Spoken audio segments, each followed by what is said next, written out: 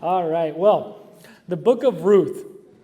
So, this is the final week of our sermon series on the book of Ruth. And to end, we thought it would be a good idea to take some time at the very end to have everyone come up and kind of like we did a few weeks ago and just pray together as a congregation. So at the end, we'll take some time to do that. But to start here, over the course of the last 3 weeks, we've been looking at the book of Ruth through a few different lenses. We've looked at it through the lens of identity and looking at how we can identify with Christ through the book of Ruth and how it kind of gives us the examples in that. We looked at it through the lens of belief, right? Luigi talked about that and kind of what we believe and what are the things that we can see in Ruth that help us understand that. Last week, Nathan talked about theology, and he kind of looked at the theological side of it and the idea of the kinsman redeemer and how that reflects Christ. And so this week, I have the pleasure of delving into the book of Ruth and looking at it through the lens of belonging. And the idea of belonging, specifically looking at the idea of belonging to someone, can be viewed in a few different ways. Throughout history and even in the present day, we see a variety of various ways that you can belong to someone, right? We see it in the biblical sense of servants belonging to their masters, right? You can see it in more modern terms where we had slavery, right? They belonged to an owner, a master. You have children that belong to their parents, right? Not the schools, right? No, I'm just kidding. We had, if you're married, you belong to your spouse. He hears me, huh? It's always hard. But if you're married, you belong to your spouse, right? Jordan belongs to Jeremy. Yep, that's right. I would hope the other way goes also, but, as husbands, we understand, husbands submit to your wives, yada, yada, yada, right? No, I know it's the other way around, but... But I like to go home and not get in trouble when I walk through the door, so, we make sure... but looking at, in that same vein, each and every one of us, we have someone we belong to. Someone who triumphs over every other relationship that we have, right? Whether we recognize it or not, whether we've accepted that fact or not, we belong to our Creator and our Heavenly Father. And so this morning, I want to look at how the book of Ruth lays out a blueprint to recognize and solidify our belonging in Christ. But first, I kind of want to tell you guys a quick story that I felt really exemplifies this. And it comes from it actually comes from a children's book that we've read to my girls, but I really like the themes and the ideas that you get from it. And so, if you bear with me here a little bit, this is the story of Punchinello. So, it takes place in a little village. I grew up with that. Yeah, I love this. I love it. It's awesome. But it kind of really nails in the theme that we're looking at here today, right? So, it's the story of Punchinello. It takes place in a little village called Wemmickville. And this is where all the little Wemmicks, they live in this village, and they're all wooden figurines made by a woodcarver named Eli. And Eli lives in his workshop atop a hill that overlooks this village. Each of the Wemmicks are unique. Some are tall, some are short, others have big noses, some have large eyes, some wear hats, some have various coats and shirts, but they're all very unique. And we see that these Wemmicks spend most of their days giving out stickers, whether that be gold stars, which are given to those that they deem exemplary. They like another Wemmick's hat. They like how eccentric they are. They're talented, so they get gold stars. But there's also gray dots that are given out by the Wemmicks to other ones that they feel like aren't as extraordinary. Wemmicks that don't have very many talents, that have chip paint, that don't really fit into the norm of this village. And so a lot of these Wemmicks end up getting a lot of gray dots. And so It got to the point, we see Punchinello is one of these gray dot recipients. And it got to the point that he had so many gray dots that he was covered from head to toe, and he didn't really want to go out as often anymore. The other Wemmicks would tell him that he was a bad Wemmick, and he began believing it. One day, though, he met a Wemmick named Lucia that had no stickers at all. But the other Wemmicks, they would try to give her stickers, whether it be stars or dots, but nothing would stick on her at all. And he saw this and he started thinking to himself, how is that happening? How is that to be? I want to be like this Wemmick. So he went and found her, and he said, and he asked her, how do you do it? How do you not get these stickers to stick to you? So she said, easy. Every day, I go up to the workshop and I spend time with Eli. Why? Punchinello asked. Well, she said, why don't you go see for yourself? He's right up the hill. And Lucia skipped away before Punchinello could get his question answered, because he turned and asked, well, will he even want to see me? And so we see Punchinello kind of sitting in this moment of, okay, well, how do I belong in this society? This group of Wemmicks, why I feel like I'm the outsider. He started feeling like he was all alone, like no one else cared about him. But he found this one strange Wemmick that told him, go speak to that woodcarver.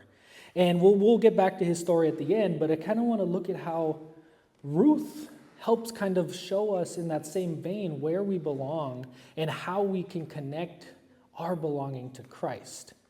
And so, in the opening of the chapter of Ruth, I'm going to kind of, we'll go through a few verses, but I'm mostly going to summarize because I know we've read through this and gone and dug through it so many times here in the last few weeks that I don't want to keep beating you guys over the head with long scripture. So, in the opening book of Ruth, right, we find Ruth is in a peculiar predicament. After being married for about 10 years or so, right, she's now a widow, and she's got to make a crucial decision. Her mother-in-law, Naomi, presents her with two choices, to her and her sister-in-law, Orpah. Either return to my homeland with me in Judah, or go back to your own people. Return to your God, return to your customs, go back to where you came so that you don't have to come back with me and deal with everything I'm dealing with. And we see that Naomi urges them to take the latter choice. She doesn't want them to come with her to have to deal with all this. She doesn't want them to have to struggle. And we see that Orpah decides after some coaxing, okay, I'm going to return, I'm going to go back, I'm taking this route. But Ruth chooses to stay with Naomi. We see the first point here that Ruth chooses the harder path, the most difficult path that she can take. When you're looking at this choice through a cultural perspective, you can see how much more significant it becomes. Because for Ruth, she's deciding to travel back to Judea, to a land she's not from. She's a widow. And on top of that, being a Moabite, the fact that the Israelites and the Moabites have been in conflict for decades also puts her even more of an outsider, because now she's coming from a people that the Israelites don't like. Yet Ruth, here in this moment, demonstrated her conviction and loyalty to Naomi, even with all these decisions and all these outcomes weighing over her. She decided that for her, she wanted to show her loyalty to Naomi. She wanted to continue following on the path that had been set before her, even though it seemed like the more difficult choice. Another implication of this decision came from her choice to leave all of her various gods behind, right? She makes it explicitly clear here. She tells Ruth in chapter 1, verse 16. It says, but Ruth said, do not urge me to leave you or return from following you.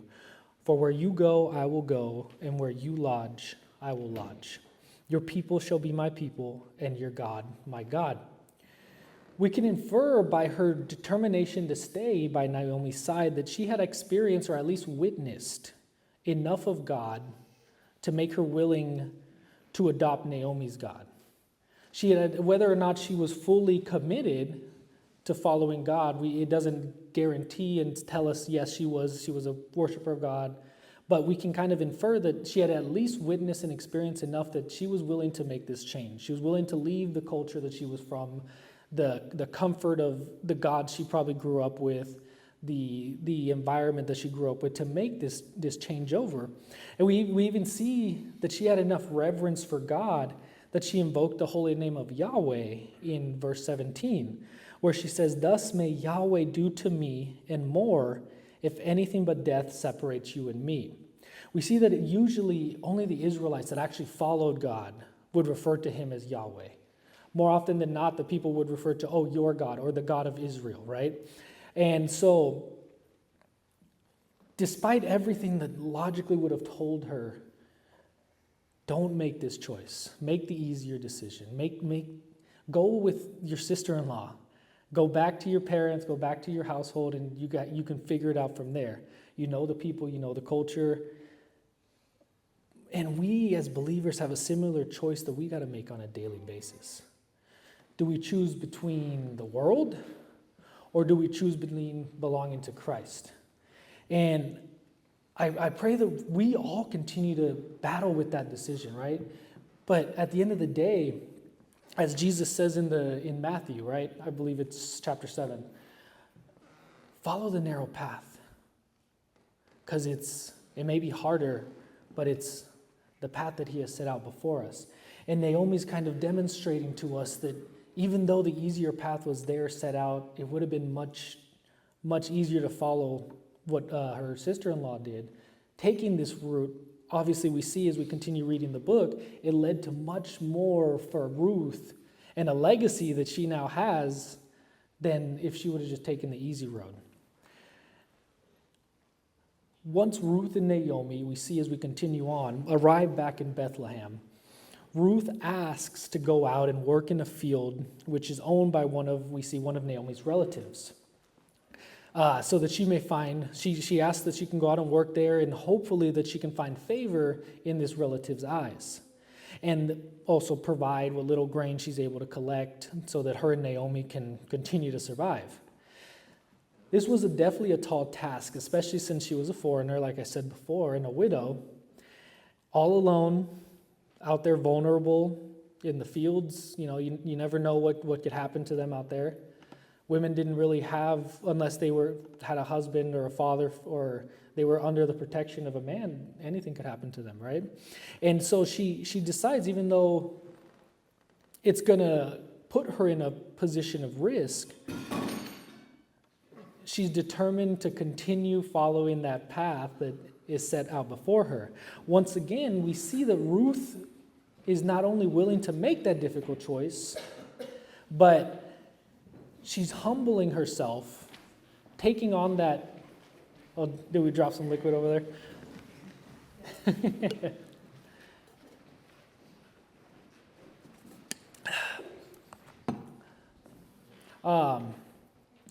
We see that Ruth, by humbling herself in this moment, by deciding, okay, I'm going to go out and I'm going to do what the rest of the poor, the rest of the low of society does, and go behind the reapers and glean off the fields and collect what is left over.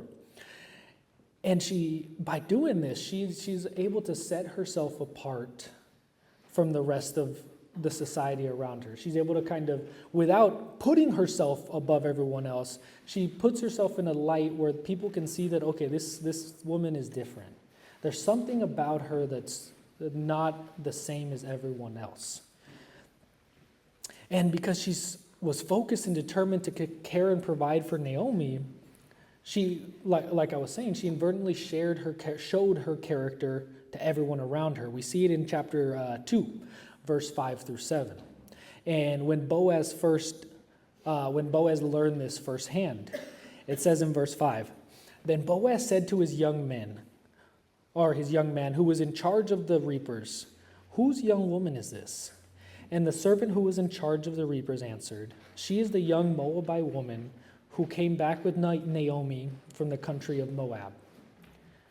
She said, please let me glean and gather among the sheaves after the reapers. So she came, and she has continued from early morning until now, except for a short rest. The first thing they mention is who she was and her connection to Naomi. We see that the town must have known what she did in honoring Naomi by coming back with her and not just leaving her to come back by herself. I'm sure it wasn't a very large town, right? There was probably a couple hundred people or so, thousands maybe at the most. And at that point, in those, if you've come from a small town, no one has secrets. Everyone knows everyone's business. If John down the road, breaks his leg, the entire society knows. If someone's having an affair somewhere, everyone knows. Maybe not the spouse until the very end, but everyone around knows what's going on. And so we see here in this society that they know that Ruth left behind her traditions, she left behind everything that she knew, and she honored Naomi and came back with her to adopt the God of Israel, the God that Naomi followed, and to take it on as him as her own God. And secondly, we see that they mention, the second thing that they mention is the fact that she came and explicitly asked to glean in the field. That's important to note, as Pastor talked last week about it. There's a law that was in place that stated that if you owned a field and you were harvesting this field, you were to leave the edges of the field and leave behind some of the harvest so that the poor, which included the widows, could come by and collect that and take it. So by law, she didn't necessarily have to ask. But she took the time to go and ask for permission and humble herself. Because it's already a humbling fact that, okay, now I got to go beg and scrape and take stuff that's left for me because they know I'm poor. Like I don't have anything to feed my family, so now I gotta. It's like I go over after Nathan leaves his house, and I kind of go through his fridge and I take a few things, and I go back to my place because he leaves me a few scraps here and there. I would be a little embarrassed if so like Luigi saw me. He's like, "What are you doing?" He's like, "Nothing. I'm not. Don't worry about it." But she took this upon herself to humble herself and once again set herself apart from the rest of society, so that when Boaz saw this, it kind of gave him saw her in a different light where, this woman's special. There's something about her that he liked. Other than, probably the physical beauty aspect, right? He saw the personality, the character, the difference there, right? And when we belong to Christ, it should be blatantly clear to those around us. And not just because we drive by our friends listening to Christian music or, because I turn the Christian station on at work. But it should be known by our actions, the way we interact with other people, the instances in those moments where no one else is watching, or maybe you don't know that a coworker is watching you and seeing the things you're doing, the things you're saying, but they know, they can tell that there's something different about you. There's something that, he had the cash register open the other day and he didn't pocket the $20 like the rest of us do. Or he's not skimming time off his time card. He comes in and, he's late, he puts that he's late. He's not putting 9 o'clock when he actually showed up at 9:30. And seeing that, it's through the actions that Naomi took to set herself apart from the rest of the society that was around her. And our character should point back to Christ so that everyone around us can also see that. Throughout the book of Ruth does something that I also find kind of difficult sometimes.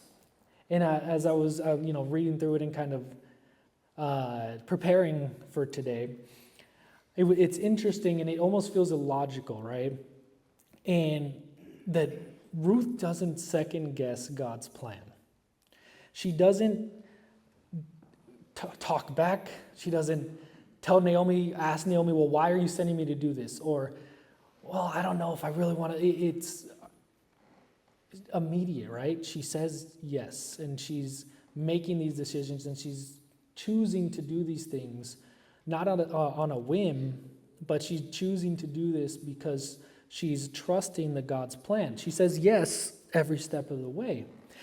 At every turn, she didn't fear or question what that outcome may have been. She had full confidence in God and trusted that he was working through those around her.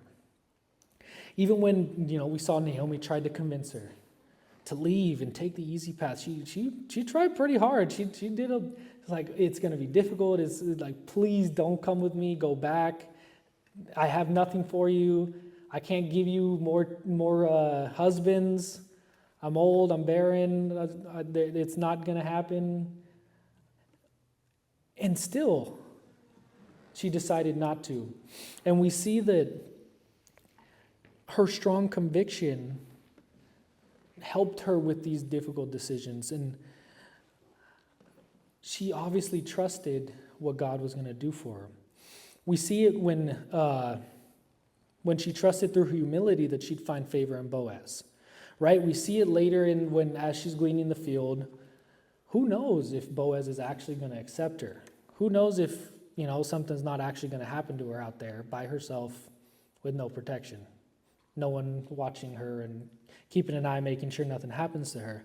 But she was brave enough and humble enough and trusted God that she didn't hesitate because she knew that that's what she had to do and that's the path that she had to go. And I can only imagine how much courage it even took to risk everything to ask Boaz to be her redeemer, right? Who knows? He might have been like, who are you? I got all this money. I'm sitting pretty. I could have any woman I want. Why do I want to go and throw down on some random field that probably wasn't taken care of for years? You guys have been gone for how long? And then I got to marry you on top of all that?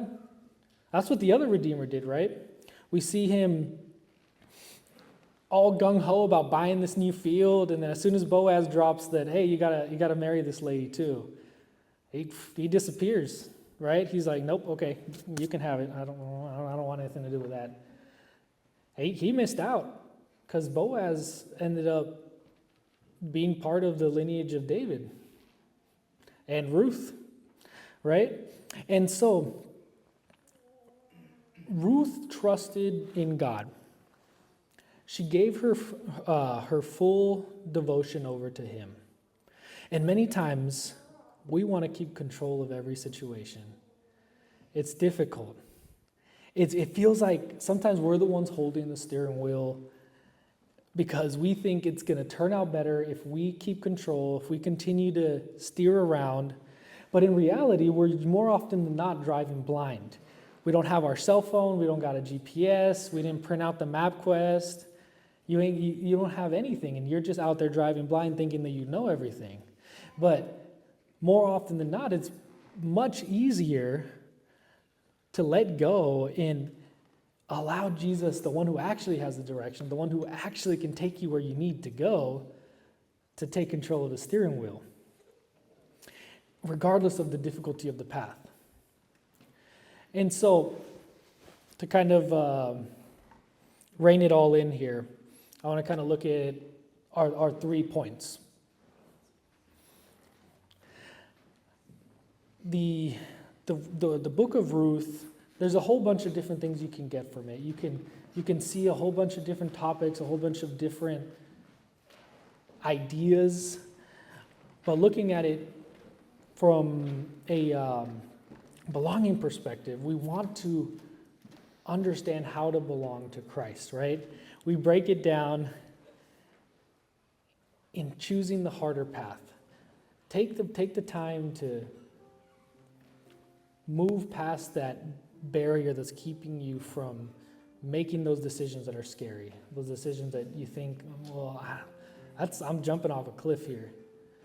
But understanding that God is the one that's in control. And making those hard decisions is part of your walk with Christ. No one said following Christ was going to be easy. He explicitly said that it was going to be difficult, that it wasn't going to be a walk in the park. We were going to have conflict with family members and friends, and conflict in this world. And secondly, we need to set ourselves apart from those around you. People should know. There should be an aura of you that this person doesn't subscribe to the ways of the world just as the rest of us. There's something about this, my coworker, there's something about my friend that he's different. He doesn't get overwhelmed in certain situations. He's able to be calm. He's able to be happy even when he should be upset. And don't second guess God's plan. Take the time to allow him. Give him the reins. Let go of what you're doing and just trust that God has you in his hands. He knows what's best for us. He knows where we're supposed to be going. He knows the direction the car is supposed to be going. And trusting him and allowing him and giving him those moments helps us grow closer and find our belonging within Christ. And to wrap it up, I want to look back at our friend, little Punchinello. He had a decision to make. Should I trust what Lucia said and go where none of these other Wemmicks have gone? Or should I continue on the way I've been living? The way I've been, people around me have been putting me down. They keep giving me these gray dots. And he decided that he didn't want to continue on that way. So he decided, I'm going to make the trek up that hill and enter the workshop and see what's going on there and why she's telling me to go see that. Because to go see this Eli. And as he went up there, he was astounded to see how large everything was. He couldn't even see over the workbench. He initially got scared and had a change of heart. He turned to leave, but just as he was walking out, he heard a deep, strong voice that called out his name. Punchinello. Oh, Punchinello, it's so good to see you. Come, let me have a look at you. And Punchinello slowly turned. He looked at that large craftsman and asked, you know my name? Of course I know your name, Eli responded. I made you. Eli picked up Punchinello and examined him. Seems like you have quite a few gray dots. Punchinello said, I'm sorry, I didn't mean to get them. But Eli quickly responded, you don't have to defend yourself, child. I don't care what the other Wemmicks think. He said, you don't? No, and you shouldn't either. All that matters is what I think, and I think you're pretty special. Me? Special? Said Punchinello. Why? I'm not special. I can't run fast. I can't jump high. I don't have the nicest paint. And Eli looked at him and said, because you're mine. That's what makes you special. There's more to the story, and he continues on and goes back to learning how to love himself. But I wanted to end there, just that idea of we belong to Christ. And nothing else that we do in this world can take that away from us. We may feel like we're unworthy. We may feel like we've done so much bad that we can't come to God. But it doesn't matter how much wrong we've done. God loves us because he made us, because we are his, and we belong to him.